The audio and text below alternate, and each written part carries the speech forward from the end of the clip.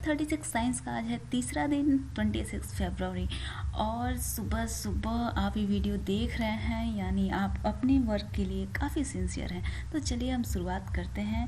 काफ़ी आज कुछ खास होने वाला है और आपके 2 दिन कंप्लीट हो चुके हैं, 24 एंड 25, और आज कंप्लीट होगा 26 फरवरी का करंट अफेयर्स। पहला टॉपिक आपका करंट अफेयर्स है।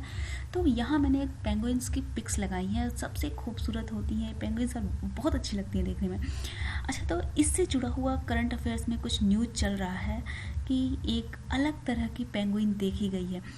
आज आप मुझे कमेंट बॉक्स में लिख कर बताएंगे, अभी पॉज करिए और लिख कर बताइए कि पेंगुइन्स कहाँ पाई जाती हैं। ओके, अब हम चलते हैं नेक्स्ट टॉपिक पे। नेक्स्ट टॉपिक है मंथली कंपाइलेशन। मंथली कंपाइलेशन आपका चल रहा है जनवरी का और आपने 24, 25 और आज 26, यानी 3 दिन में आज आप इसे कंप्लीट कर लेंगे। तो कमेंट बॉक्स में आप लिख के बताइए कि इम्पॉर्टेंट डेज 21 जनवरी के जो भी इम्पॉर्टेंट डेज हैं, इसे क्वेश्चन ज़रूर बनते हैं। तो आप कमेंट बॉक्स में जितने भी आपको डेज याद हो चुके हैं उन सभी डेज को कमेंट बॉक्स में सीरियल वाइज लिख दीजिए। ओके, एक काम आपको करना है, बिल्कुल भी भूलना नहीं है। आप अभी पॉज करिए और लिखिए। अगर आपने नहीं किया ना तो फिर मैं भी इम्पॉर्टेंट क्वेश्चंस आपके लिए लेकर नहीं आऊँगी।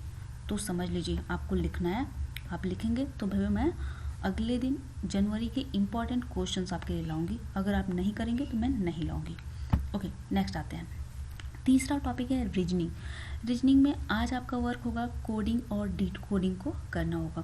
तो सबसे पहले कोडिंग सीखिए, उसके बाद आप उसको डिकोडिंग सीखिए।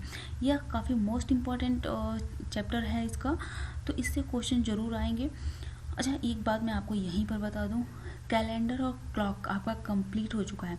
अगर आप चाहते हैं कि मैं उसके 100 क्वेश्चन की सीरीज लाऊं, मैं उसके 100 क्वेश्चन लाने वाली हूं, जिसमें कि आपने अगर सिर्फ देख लिया वीडियो को, और बहुत ही ट्रिकी क्वेश्चन हैं, ट्रिक के साथ मैं उनको सॉल्व करके आपके लिए लाने वाली हूँ। यहाँ पर साथ में सॉल्व करेंगे बहुत ही ट्रिक से, और एक वीडियो देखने के बाद आपको ये लगेगा कि हाँ, अब आपको दोबारा देखने की भी ज़रूरत नहीं है।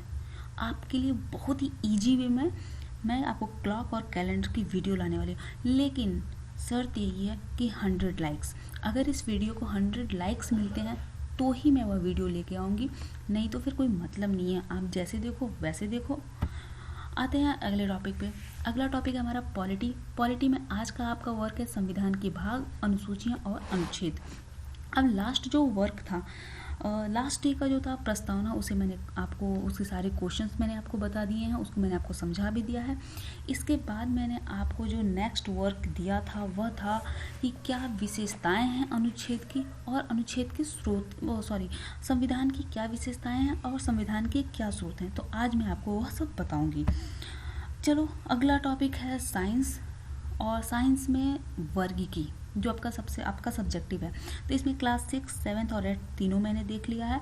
उसमें से आपको कुछ भी पढ़ने की ज़रूरत नहीं है। आपको जो पढ़ना है वह है क्लास 11th की, मतलब इंटरमीडिएट की बुक आप ले लीजिए, या तो एनसीईआरटी की लीजिए या फिर ऐसे डॉक्टर रमेश गुप्ता की जो बुक आती है उसको लीजिए, और उसमें जो वर्गीकी चैप्टर है आपको वहाँ से पढ़ना है। उससे नीचे का कुछ भी नहीं पूछेगा।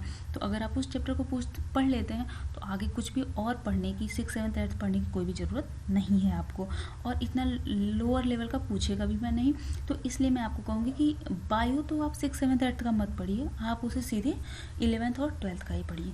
ठीक है, तो अब हम आ जाते हैं अपने टॉपिक पर। इसे तो याद ही कर लीजिएगा, प्रस्तावना को भूलना नहीं बिल्कुल। आगे चलते हैं हम, संविधान के स्रोत क्या है। तो देखो, जब संविधान के स्रोत लिए गए ना, तो उसके लिए पूरा दुनिया घूमा गया, हर कॉन्टिनेंट से कुछ ना कुछ लिया गया। अब आप सोचो कि कैसे लिया गया, तो चलो हम मैप के द्वारा संविधान के स्रोत को पढ़ते हैं। इस यूनिक आइडिया से अब तक आपने नहीं पढ़ा होगा, तो चलो हम इसको एकदम कहानी की तरह पढ़ते हैं। ये है हमारा प्यारा सा भारत। यहाँ से जब देश आज़ाद हो रहा था तो युवा के संविधान बनाना है। अब संविधान बनाना है तो कैसा संविधान बनाए, तो हमने सोचा भाई हम तो अब आज़ाद हो रहे हैं, बाकी दुनिया तो आज़ाद है, तो चलो हम देखते हैं कि आज़ाद देशों में कैसे संविधान है। तो हमने सोचा कि चलो सबसे पहले हम चलते हैं सबसे बड़े बड़े देशों के पास, जो बड़े बड़े देश हैं वहाँ से हम सीखेंगे कि उनके संविधान कैसे हैं, और उनके संविधानों से हम लेंगे और जो हम उसमें चेंज कर पाएंगे करेंगे और उसको हम अपने यहाँ लागू करेंगे। तो हम यहाँ से उठे और सबसे पहले हम गए यूनाइटेड स्टेट ऑफ अमेरिका, सबसे बड़ा सा देश है ना यूएसए। तो हम यहाँ गए और यहाँ से हमने देखा कि यहाँ पर नागरिकों को मूल अधिकार मिले हुए हैं, मतलब हर नागरिक के पास कोई ना कोई अधिकार है। तो हमने सोचा कि अगर इतनी अच्छी चीज़ है मूल अधिकार, तो इसे हम अपने यहाँ लेकर आएंगे। अब नागरिकों को मूल अधिकार मिला है और साथ ही अगर मूल अधिकार देना है तो क्या करना पड़ेगा कि जो न्याय प्रक्रिया है उसको अगर कभी गलती से कोई गलत न्याय दे दिया तो उसे फिर से चेक किया जा सके, ठीक है। तो न्यायिक पुनरावलोकन था वहाँ पर कि मतलब अगर किसी ने कोई जजमेंट दे दिया किसी जज ने, तो उसके बाद वह उससे उच्च जो न्याय मतलब जो कोर्ट है उससे उच्च कोर्ट में व्यक्ति दोबारा जा सकता है, ठीक है। तो यहाँ से क्या हुआ, मूल अधिकार ले लिया गया, न्यायिक पुनरावलोकन ले लिया गया। उसके बाद यहाँ पर देखा कि यहाँ का संविधान ही सबसे ऊंचा है, सर्वोच्च क्या है, संविधान है।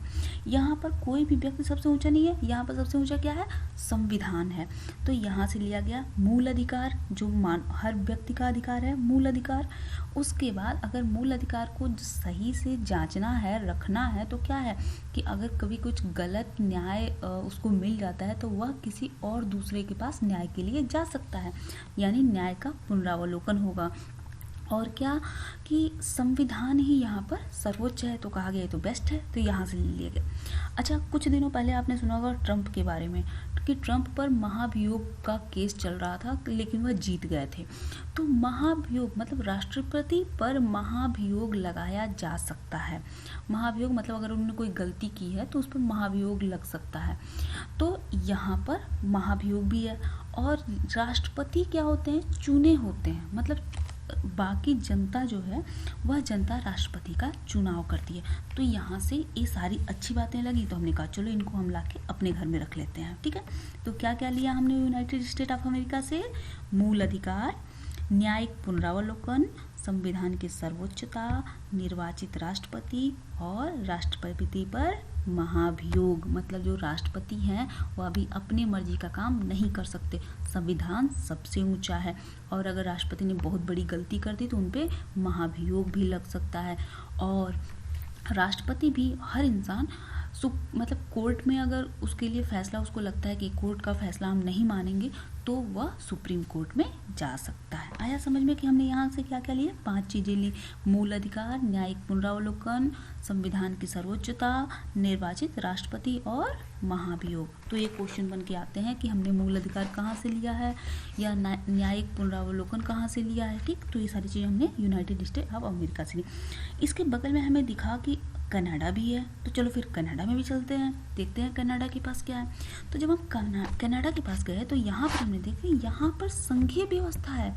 संघीय व्यवस्था मतलब कि सभी राज्यों के ऊपर एक केंद्र है, जैसे भारत में है ना, सभी राज्य, और सभी राज्य किसके प्रति उत्तरदायी हैं, केंद्र के प्रति, और केंद्र किसके प्रति उत्तरदायी है, जनता के प्रति। तो यहाँ पर क्या है, केंद्र है, तो संघीय व्यवस्था है। तो कहा गया तो बेस्ट तरीका है कि यहाँ से ले ली जाए संघीय व्यवस्था। तो संघीय व्यवस्था यहाँ से ले ली गई। उसके बाद संघीय व्यवस्था में राज्य हैं और केंद्र है, तो सबकी शक्तियाँ बांटी हुई हैं कि यह काम आप करोगे, ये वाला काम हम करेंगे। तो क्या हुआ कि यहाँ से शक्तियों का विभाजन भी ले लिया गया।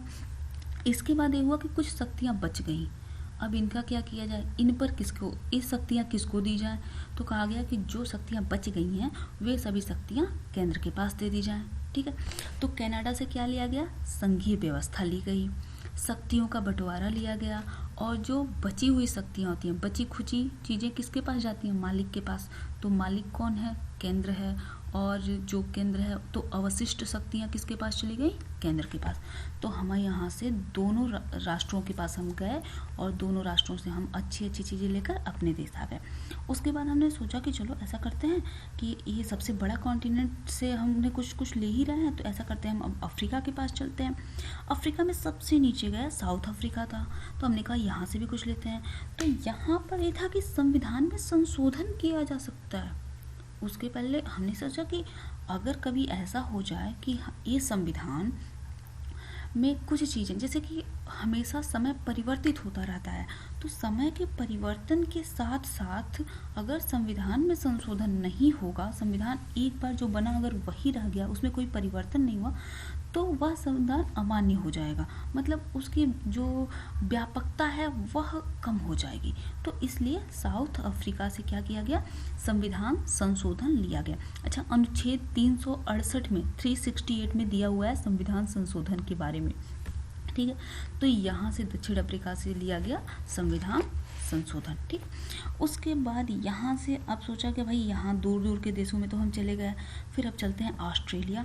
तो ऑस्ट्रेलिया से हमने लिया समवर्ती सूची, ठीक है। सूचियाँ 3 तरह की होती हैं, संघ सूची, राज्य सूची और समवर्ती सूची। तो संघ सूची और राज्य सूची, या तो भारत में जो राज्य कर रहे थे उस समय ब्रिटेन के जो शासक थे, मतलब जो अंग्रेज थे, वहीं से उन्होंने 1935 में भारत शासन अधिनियम बनाया, तो वहाँ से यह लिया जा चुका था। संघ सूची और राज्य सूची के विषय वहाँ से लिए गए, लेकिन समवर्ती सूची के जो विषय थे वह ऑस्ट्रेलिया के संविधान से लिए गए, ठीक है। इसके साथ ही ऑस्ट्रेलिया के संविधान में एक खास बात देखी गई कि संयुक्त अधिवेशन होता है वहाँ, और संयुक्त अधिवेशन के बारे में आप जानते होंगे कि इसे संयुक्त अधिवेशन कौन बुलाता है, राष्ट्रपति। अक्सर एग्जाम में एक क्वेश्चन आते हैं कि संयुक्त अधिवेशन को कौन बुलाता है और इसकी अध्यक्षता कौन करता है। तो बुलाता कौन है, राष्ट्रपति, और अध्यक्षता कौन करते हैं, लोकसभा के अध्यक्ष। ओके, इसके बाद जब हम बड़ी बड़ी जगहों से लौट के आए, यहाँ से यूएसए से आ गए, कनाडा हो गया, ऑस्ट्रेलिया हो गया, तीनों जगह हो गई। उसके बाद हमने सोचा यहाँ पे साउथ अफ्रीका भी हो गया, 4 जगह से आ गए। उसके बाद हम सोचा चलो अपने पड़ोसियों से मिलते हैं। तो यहाँ पड़ोसी कॉन्टिनेंट क्या है हमारा, यूरोप। तो जब हम यूरोप में गए तो यूरोप में हमने सोचा जो हमारे ऊपर शासन कर रहे हैं पहले उन्हीं के घर में चल के देखते हैं कि खास बात क्या है। तो हम गए ब्रिटेन में हमने देखा कि वहाँ पर संसदीय शासन व्यवस्था है। चलो संसदीय शासन व्यवस्था बाद में देखते हैं, वहाँ देखते हैं। ब्रिटेन में रानी है, महारानी का राज है, ठीक है। तो देखा गया कि देखो महाराज और महारानियाँ जो होती हैं तो उनके पास क्या होता है, मंत्रिमंडल होता है ना। जैसे अपने यहाँ के बारे में सुना था कि जो राजा होते थे उनके मंत्रिमंडल हुआ करते थे, तो ऐसे ही वहाँ पर भी महारानी है, महारानी का अपना एक मंत्रिमंडल है। मंत्रिमंडल कैसे काम करता है, संसद में रह के काम करता है। तो संसद में जब काम करेगा तो संसदीय शासन व्यवस्था होगी। इन सांसदों के पास कुछ विशेष अधिकार भी मिलेंगे, ठीक। और जो शासन होगा वह किसके अनुरूप होगा, विधि के अनुरूप होता है, ओके। और इसके साथ ही ये देखा गया कि अगर यहाँ के लोगों के पास एकल नागरिकता है, ठीक है, अगर एकल नागरिकता ना होती तो ये आधे तो भारत में रहते, आधे जाते और कहते कि हम तो फिर से जाएंगे भैया, क्योंकि हमारे पास दोहरी नागरिकता है, हम भारत के भी हैं, हम ब्रिटेन के भी हैं। तो इसलिए यहाँ से एकल नागरिकता को झटपट लेके आ गया कि ना तुम्हारे पास दोहरी नागरिकता हम रखेंगे नहीं, हम भी एकल नागरिकता रखेंगे, जो हमारा है वो हमारे देश का है, वो बाहर नहीं जाएगा, ठीक है। आया समझ में। तो ब्रिटेन से हमने क्या क्या लिया, यहाँ से हमने मंत्रिमंडल की व्यवस्था ली। मंत्रिमंडल किसके होते हैं, महाराज के। तो यहाँ पे महारानी का शासन है, तो महारानी के शासन में क्या है, मंत्रिमंडल व्यवस्था है। मंत्रिमंडल काम कहाँ करेगा, संसद में, तो सांसदीय शासन व्यवस्था हो गई। अब जो सांसद हैं उनके पास क्या होता है, कुछ विशेष अधिकार होते हैं। तो संसद के पास कुछ विशेष अधिकार हैं, वह भी हमने ले लिया। और ये संसद जो शासन करता है वो किसके द्वारा करता है, विधि का शासन, तो हमने वो भी ले लिया और एकल नागरिकता ले ली। अब समझ में आया कि हमने ब्रिटेन से क्या क्या लिया, मंत्रिमंडल की व्यवस्था, संसदीय शासन व्यवस्था, संसदीय विशेषाधिकार, विधि का शासन और एकल नागरिकता। ये सब हमने कहाँ से लिया, ब्रिटेन से। ब्रिटेन के बगल में ही हमने देखा कि यहाँ तो आयरलैंड है, तो चलते हैं आयरलैंड भी घूम के आते हैं, बहुत खूबसूरत सी जगह है। तो वहाँ जब हम गए तो हमने देखा कि बड़ा कल्याणकारी राज्य है, मतलब यहाँ लोगों के लिए लोगों के कल्याण के लिए बहुत सारी योजनाएं चल रही हैं। तो हमने पूछा भैया नाम क्या है इसका, तो उन्होंने कहा इसका नाम है नीति निदेशक तत्व। हमने कहा बड़ी अच्छी बात है।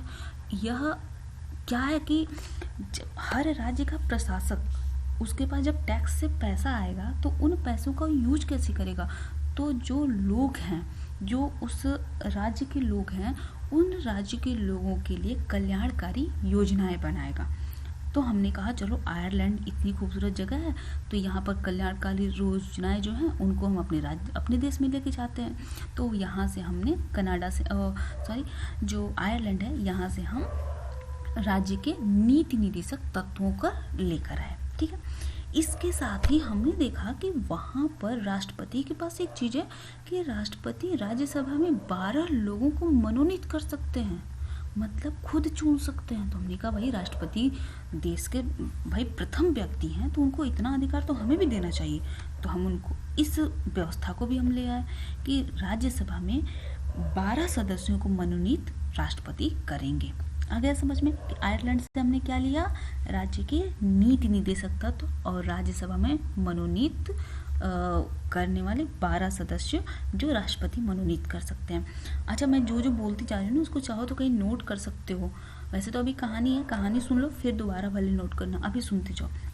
ठीक है, तो यहाँ से आयरलैंड और यूके भी हम घूम आए। ठीक है, उसके बाद हमने देखा कि बगल में ही तो यहाँ नीचे फ्रांस है। ये देखो यहाँ पर नीचे फ्रांस है ना, तो हमने सोचा फ्रांस भी की बहुत बड़ी क्रांति हुई थी। फ्रांस की क्रांति इतिहास की किताब में है, तो हमारे देश में भगवान ऐसी क्रांति ना हो उसके लिए क्या करें।